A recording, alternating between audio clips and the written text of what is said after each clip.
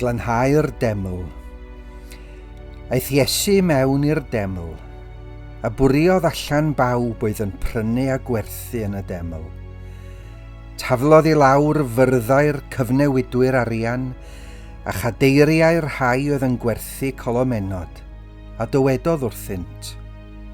Y mae'n ysgrifenedig, gelwyr fy nhi i yn dŷ gweddi, ond yr ydych chwi yn i'w wneud yn ogof lladron. A daeth deillion a chloffion ato yn y deml, ac iachhaodd hwy. Ond pan welodd y prif offeiriaid a'r ysgrifenyddion y rhyfeddodau a wnaeth, a'r plant yn gweiddi yn y deml Hosanna i fab Dafydd, eithant yn ddig, a dywedasant wrtho, a wyt yn clywed beth y mae'r rhain yn ei ddweud, a tebodd Iesu, y dwyf.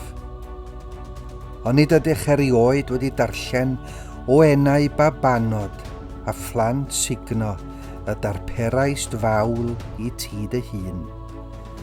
Yna gadawodd Iesu hwy ac aeth allan o'r ddinas i Fethania a threuliodd y nos yno.